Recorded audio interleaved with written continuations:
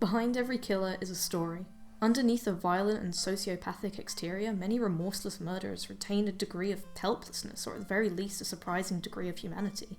There's no excusing Ashfur for the crimes he nearly committed, though even as one of the villains in the Warriors series that I personally find more frightening, it could come as a surprise to first-time readers that Ashfur, the young cat we followed since birth that was initially fiercely loyal to his clanmates, grows to become the insane, hate-driven, fedora-wearing killer that we all remember him for being. There's no such thing as a senseless killing. Even if Ashfur's sudden turn to violence and madness may seem like it came out of nowhere, there's actually a lot leading up to this apparent unexpected U-turn in his character. Let me introduce you to the concept of Flanderization. I'm sure everyone knows of the Simpsons character Ned Flanders. This is relevant, trust me. Back in the good old days of The Simpsons, Ned was a kind and respectful neighbour, devoutly religious and willingly attending church, mostly to act as contrast to the blasphemous and practically abusive Homer. As the series progressed, the single minor character trait, being religious, became warped until we end up with this obsessively religious madman who remains only as a shell of his former self.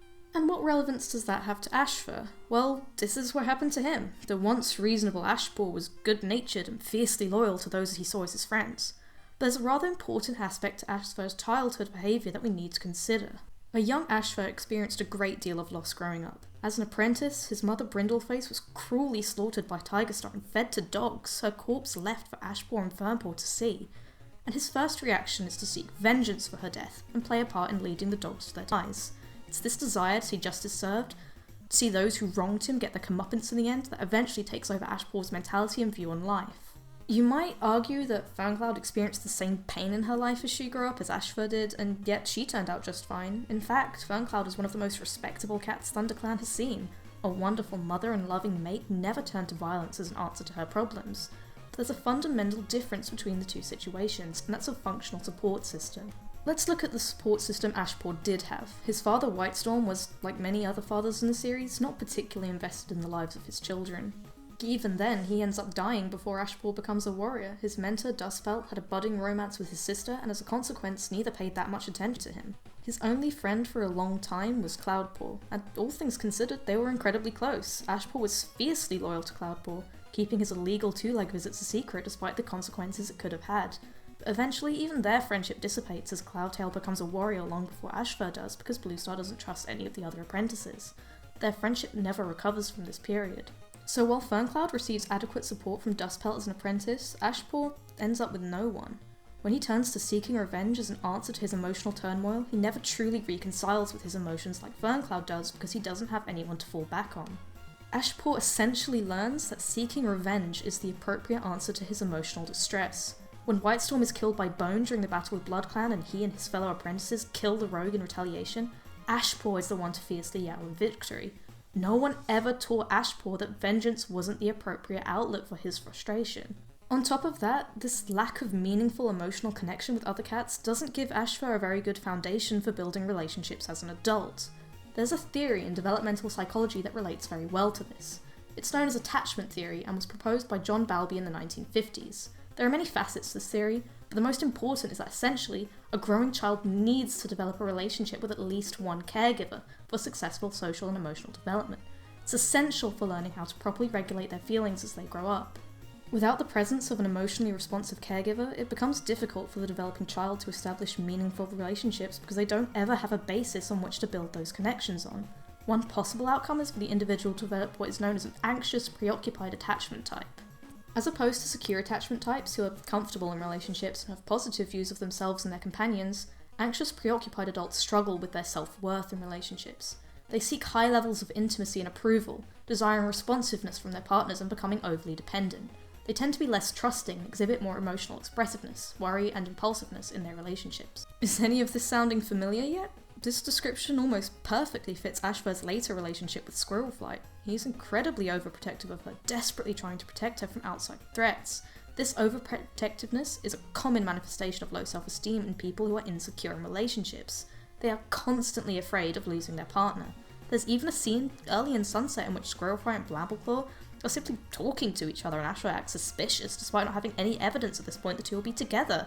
So when Squirrelflight leaves Ashfur for Brambleclaw, who, mind you, is Ashfur's only other friend at this point, it deeply affects him. He's constantly been left behind his whole life and only ever been second best. This being Ashfur's first real attempt at establishing a romantic relationship, he can't understand why it didn't work. So what does he do? He uses Squirrelflight as a scapegoat. It was the only explanation he had to fall back on because he couldn't explain what it was about himself that caused the relationship to fail. What's worse is that the obsessive dependence he had on Squirrelflight never goes away.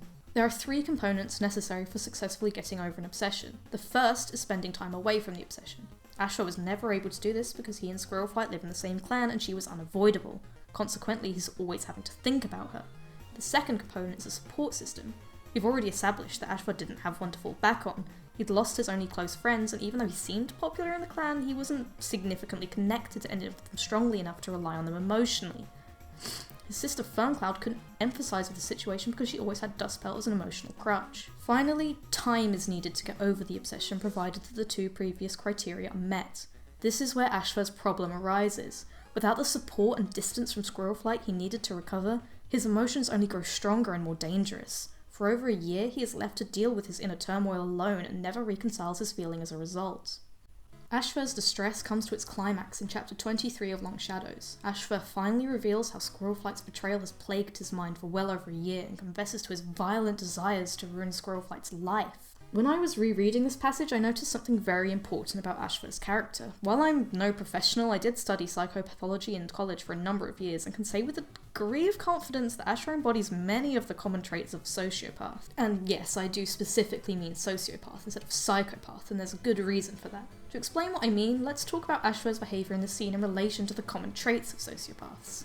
Much like psychopaths, sociopaths like Ashfur lack remorse and empathy. Ashfur expresses no guilt for leading Firestar into a trap with the intention of playing a part in killing him. In fact, his only regret seems to be that the plan failed. He also fails to understand and relate to the emotions of those around him. If he possessed empathy, he would have been able to connect with Squirrelflight and understand why she couldn't stay with him. It doesn't mean he would be happy about it, but he wouldn't go to the lengths he does to hurt her because of it. There's a common misconception that sociopaths are completely apathetic and emotionless, but that's far from the truth. Sociopaths are highly emotional to the extent of instability and impulsiveness. It's repeatedly asserted how Ashfur's eyes betray his emotion, and he fails to rein in his true feelings when he fights with Lionblaze earlier in the book. They also tend to blame others for their feelings instead of taking responsibility. It's incredibly clear how he entirely blames Squirrelflight for his feelings. Just look at how he slut-shamed her. What distinctly makes Ashfur a sociopath rather than a psychopath like Porkfrost or Tigerstar is how he fails to keep his emotions under control. Psychopaths are typically better actors when it comes to meeting a gain. Therefore, they can form complex plans to meet their own favour and fake emotions. Ashfur can't do this. He is much more impulsive and tends to take opportunities as they come and change his plan of action with a split second's notice. Finally is the concept of a moral compass, or a sense of what is right and wrong, something that psychopaths tend not to possess. This is why Hawkfrost can lie about Mothwing and plot to kill Firestar for his own eventual gain without feeling remorse, even though these cats have done absolutely nothing to him. Ashfur does have morals. He has that conscience in the back of his mind that tells him what's the right and wrong thing to do in a situation, warped as it may be. We know this because it's repeatedly asserted that he believes in tit for tat. He wants revenge when his parents die in the Outcast. He thinks the clan should help the tribe because the tribe helped them before, and that's the right thing to do. In a way, he was taught that this was the right way to think as an apprentice when given the chance to seek vengeance for his dead mother. The reason he hates Squirrelflight so much is because, rightly or wrongly, he believes she has wronged him, and his strong moral sense tells him that she deserves to be punished for it. Obviously this is false and a warped sense of the events from his biased perspective, but that's still how he thinks. Sociopaths are made, not born. Ashfur is the unfortunate consequence of a clan's neglect for a killer in the making. By no means should he be excused or forgiven for his behaviour, but perhaps there's an important lesson that needs to be learned. Had anyone noticed the growing monster inside their own camp walls before it was too late, tragedy could have been easily preventable. As we continue to watch cats like Breezepelt and Needletail rise up from the turmoil of a disconnected emotional past, we can only hope that the clans will finally learn a vital lesson. If they don't foster significant relationships with their young future, who knows what those apprentices could grow up to believe.